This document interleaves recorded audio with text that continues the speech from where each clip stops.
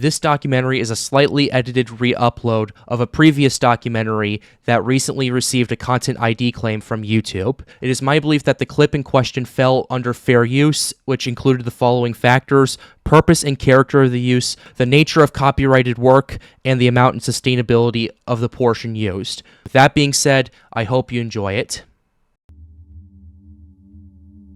In May 2009, a YouTube user known as WildeBeast88883333 posted a video of him talking about a story of a day at school.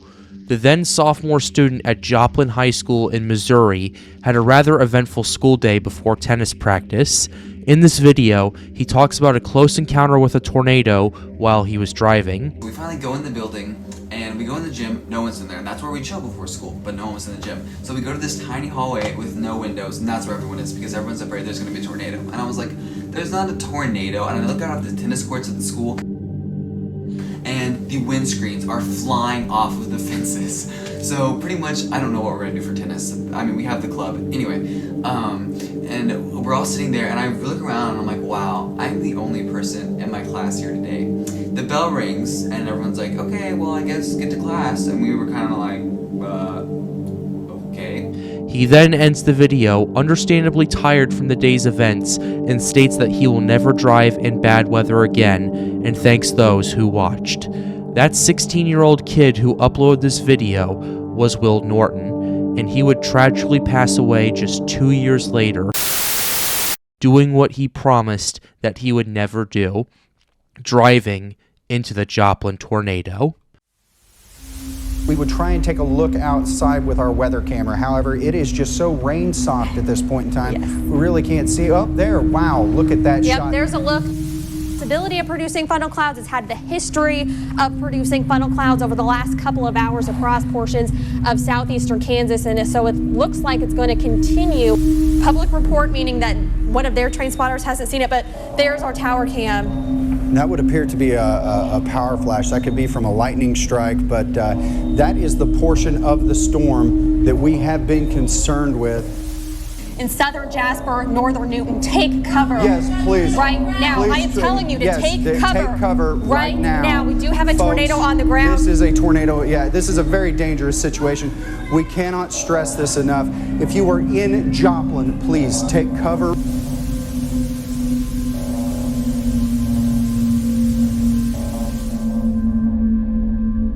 One of the most infamous weather events in America, the Joplin tornado was a literal worst-case scenario of a catastrophic tornado hitting a populated area. While this occurred less than a month after the 2011 super outbreak that produced 360 tornadoes in a span of 4 days, in some respects, the Joplin tornado overshadowed the outbreak altogether. The tornado was an EF-5 monster that brought a city of 50,000 people to its knees and left a scar on the surrounding area forever. I will be going over everything regarding this tornado, from the volatile atmosphere that allowed such a calamity to happen to the devastating aftermath and miraculous recovery of Joplin.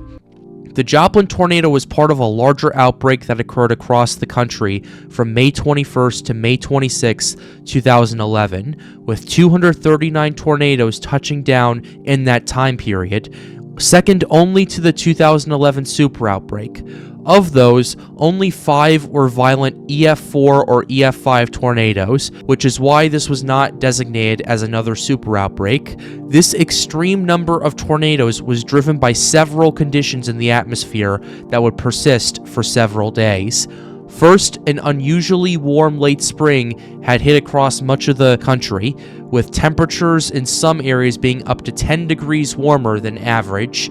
This was backed up by an extreme amount of moisture that moved in from the Gulf of Mexico from Texas all the way to New England. Dew points in the Midwest were in some cases close to 70 degrees Fahrenheit, compared to temperatures in the mid to upper 70s, made it a very moist setup for severe weather to build up with room to spare. The third was Arctic air from Canada that would drive south and east through much of the United States, starting around May 20th, and would pay dividends in the following days.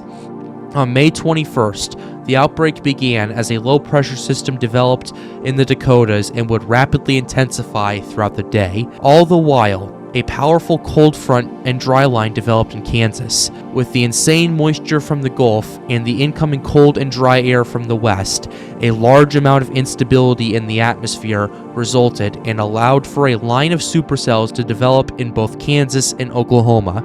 These supercells produced 18 tornadoes across much of the region. Most of these tornadoes were EF-0s or EF-1s, but one EF-3 would carve a path southeast of Emporia, Kansas. This tornado would kill one person, injure 5 others, and leave millions of dollars in damage in its wake. While this wasn't a noteworthy tornado outside of those affected, it would serve as an ominous prelude to something much worse. The environment on May 22, 2011 was unusual across Joplin, with temperatures overnight staying around 72 degrees when they normally would drop to the lower to mid-60s. This was mainly due to the high humidity and dew points present that night, with a dew point recorded at around 64 degrees for much of the night. The temperature would then begin to warm up as the morning began, but it was understandably muggy and very humid on graduation day for the seniors at Joplin High School. The class of 2011 that day would be receiving their diplomas, unaware of what was to come just a few hours later.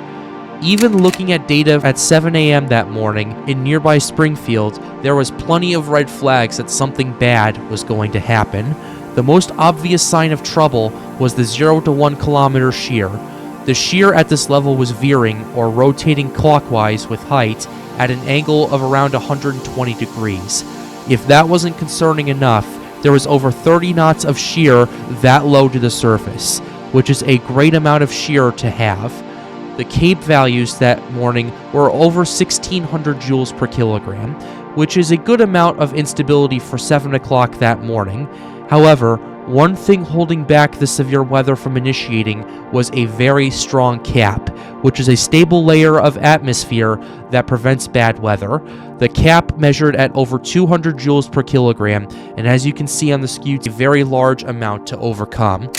However, as the temperature began to rise throughout the day, the cap eroded, and by 1 p.m., the cap was nearly gone, and the CAPE had more than doubled to over 3,400 joules per kilogram, which is a very large amount of instability for severe weather to work with. And with a rapidly degrading cap, it was only a matter of time before it broke through. Whenever the cap breaks, it always breaks explosively and allows for rapid initiation of severe thunderstorms. This would only get worse, as by the time the thunderstorms that would impact Joplin formed, they had over 4,000 joules of instability to work with, and they would not waste any time using it. At 1:30 p.m. Central Daylight Time, the SPC issued a tornado watch for southwest Missouri until 9 p.m. with, quote, explosive thunderstorm development is expected within the next 1 to 2 hours, with, quote, a strong tornado or two possible. Convection would then fire up in southeastern Kansas between 2 and 3 p.m. and would rapidly strengthen into severe thunderstorms as it began to tap into the extreme instability in their path. One of these thunderstorms became supercellular as it approached the Kansas-Missouri border and showed a strong hook echo as it began to organize and approach Joplin. The supercell then showed signs of tight rotation on radar at around 5:15 p.m., and 2 minutes later, the National Weather Service issued a tornado warning for Newton County, Missouri, for the possibility of a tornado. Sirens began to go off across Joplin. However, in their report on the aftermath of the tornado, quote, the majority of Joplin residents did not immediately take protective action upon receiving a first indication of risk, usually via the local siren system, regardless of the source of the warning.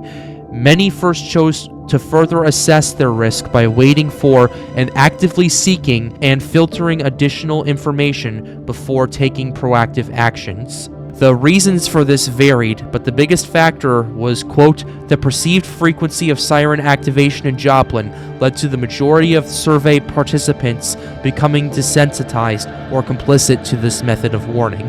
This apparent complacency would ultimately prove to be catastrophic, as in a scenario like this, every second counts, and with a lead time of 19 minutes, there was plenty of time to find adequate shelter.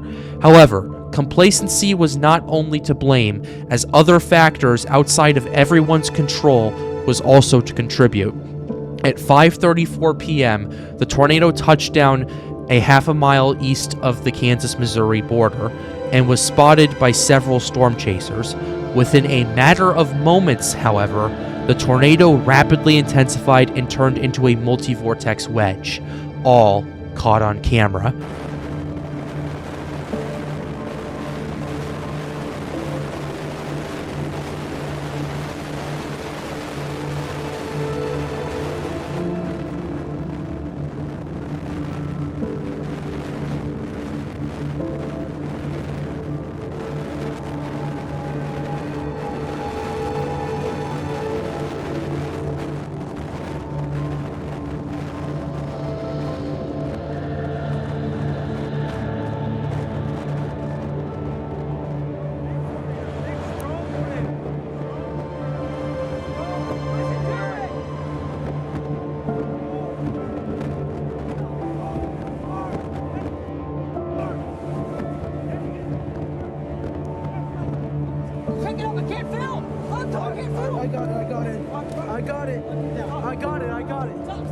Stop. Yes. Look at it. I got on video. Okay, stop. Okay. You need to relax. You want to stay with me.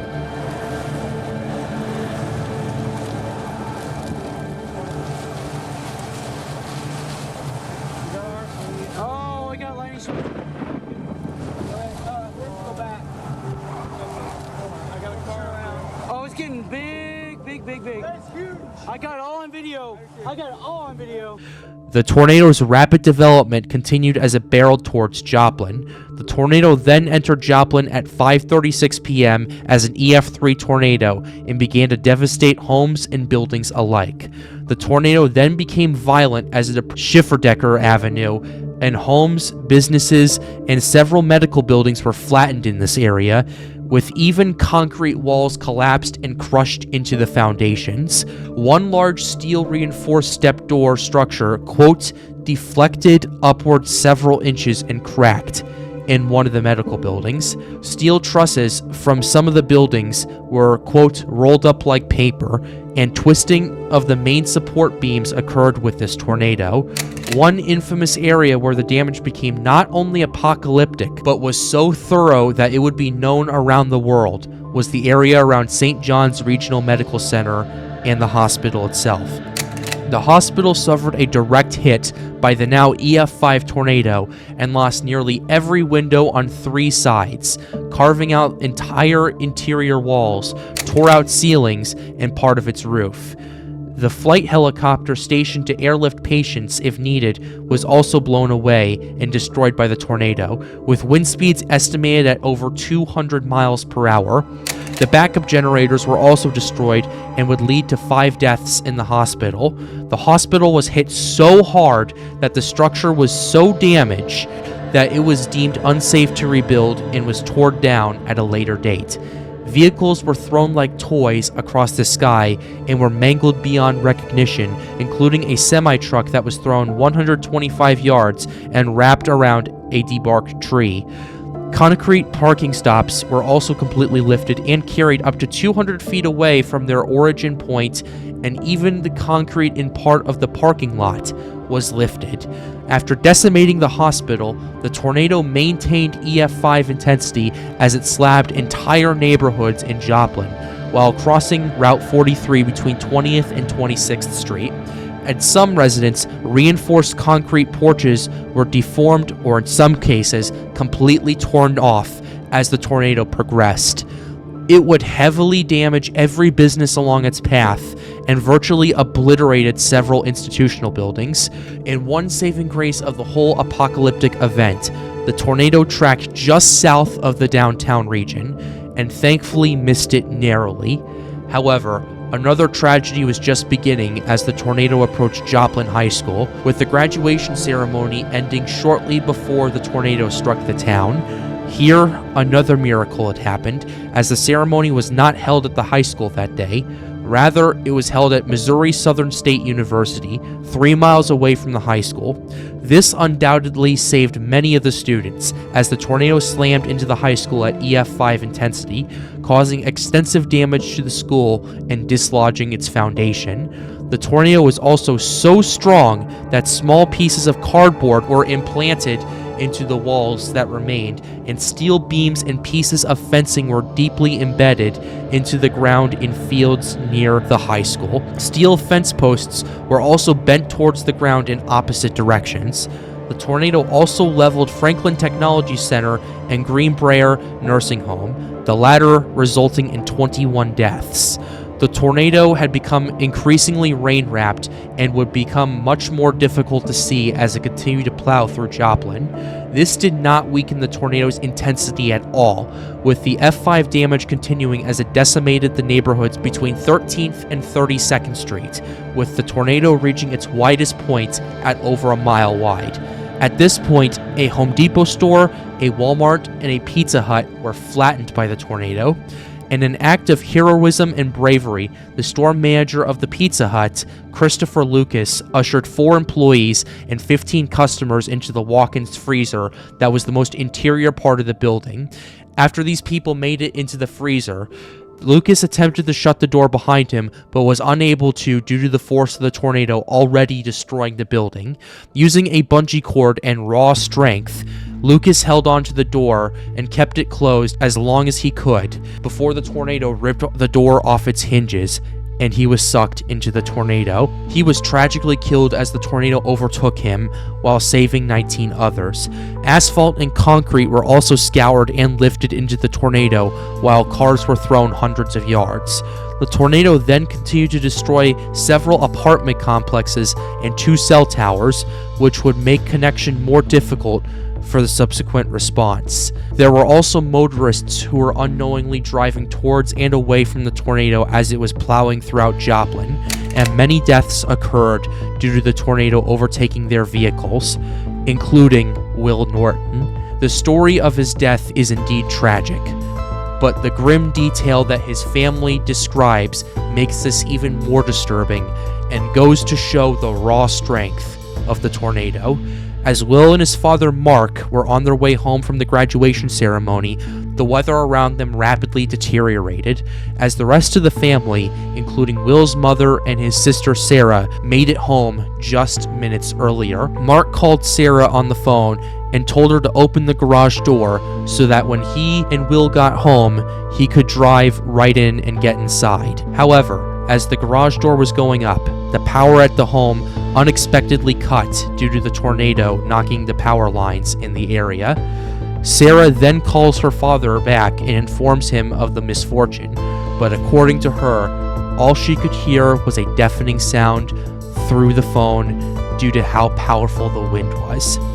This deafening sound was soon broken by Mark, who then said, "Will, pull over. There's the tornado. Pull over." Seconds later, all that Sarah could hear was the sounds of crashing and the tornado barreling through before the phone disconnected. In that time frame, the tornado overtook Will and Mark's car as it lifted off the ground and tossed into a nearby pool. However, in the time between, Will desperately tried to hold on as his father grabbed him and tried to keep him in the car. Tragically, Will's seatbelt snapped, and within a matter of seconds, he was sucked into the tornado through his sunroof, never to be seen alive again. Will's body was found several days later in the bottom of a nearby pond. Shockingly, Mark survived the impact of the tornado, unlike many others who were not so lucky.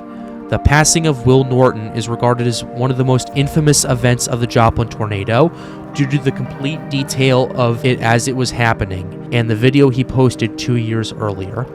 Life is not without irony, as he unknowingly drove into the one thing he said he would never drive into. Extensive damage continued as the tornado continued eastward. Many homes and industrial commercial buildings in southeast Joplin were flattened and the industrial park in the area was obliterated, with nearly every building flattened. Several large metal warehouse structures were slabbed, and several heavy industrial vehicles were thrown up to 400 yards away from this area. The last area of EF-5 damage occurred in the industrial park, and a nearby gas station was annihilated. Many homes were destroyed further to the east at EF-3 to EF-4 intensity and a nearby subdivision, and East Middle School sustained major damage from the now weakening tornado. The tornado then exited Joplin and approached I-44, throwing cars and trucks alike. After slamming through the I-49 US 71 interchange, the tornado then affected rural areas before dissipating at 6:20 p.m., leaving behind the most infamous weather event of 2011. The tornado's track extended over 21.5 miles, mainly impacting Joplin through most of its life cycle. The tornado would go on to kill 158 people, though the city of Joplin puts this at 161 people, with over 1,000 people injured. This tornado was the worst tornado in terms of casualties since the 1936 Gainesville tornado, and by far the worst in the 21st century. This was the costliest tornado on record, with over $2.8 billion in damage throughout its path. Joplin was declared a federal disaster area by President Barack Obama on May 29th as he toured the damage path, and FEMA would maintain a large presence, with over 800 agents managing the cleanup and rebuilding of Joplin. In many cases, when a disastrous weather event occurs, it mainly causes a mass exodus in the local area, and the town affected would never be back to its former place. This was the case with Galveston in 1900, where an apocalyptic disaster caused by a Category 4 hurricane resulted in Houston becoming the dominant city in southeast Texas, while Galveston became a stagnating suburb for many years. This was also the case for the Tri-State tornado in 1925, where many towns, most notably Murfreesboro, Illinois, would never recover to this day, as the tornado obliterated much of the area. And most notably, there were several towns in the 1974 super outbreak that never fully recovered, infamously Xenia, Ohio. But the Joplin tornado, while in some respects compared to Xenia, would result in one of the most resilient recoveries a disaster-struck town would ever see. Having been warned of the mass exodus of residents by the federal government, Joplin would respond by rebuilding 5 homes per week to get families who were affected by the tornado back to their homes. Most of the businesses shockingly rebuilt and reopened, and hundreds of new businesses moved into Joplin between 2011 and 2016. Joplin High School, which suffered a direct hit by the Wedge tornado, would be torn down and rebuilt, with students attending classes in other locations for up to 3 years before the school reopened in September 2014. And most critically, the St. John's Regional Medical Center was torn down due to stability issues and rebuilt as Mercy Hospital, which would open in 2015. The city of Joplin also added one more thing to remember those lost by the tornado: a memorial constructed in Cunningham Park commemorating the 161 people lost in the tornado as the town rebuilt and recovered. The Joplin tornado was the worst tornado disaster in the United States in 75 years, and will be remembered for the high death toll, the ferocity of the tornado itself, and the resilience of a town that was destroyed by an EF-5 tornado. I am Pat's Path Predictor, and thank you for watching. I would like to thank a couple of people who helped inspire me to make this documentary. The first is Sarah Norton, the sister of Will Norton, who described her experience with the Joplin tornado in a video that will be in the description down below. Without her and her father Mark's accounts, this documentary wouldn't be possible. So I want to thank you both, and may God the Father bless you and your whole family, especially Will. The second person I'd like to thank is Nick Crowley, who uploaded a video about 9.5 months ago at the time of this documentary being uploaded, talking about the Joplin tornado and Will Norton's 2009 video that I started this documentary with. It was part of his YouTube's Darkest video series, and I wanted to thank him for showcasing that video, as well as the aftermath in his documentary. And if you want to check out some of his content, his channel is in the description down below. If you would like more documentaries like these, be sure to like the video and subscribe to the channel. With that being said, have a wonderful day, guys. Stay safe.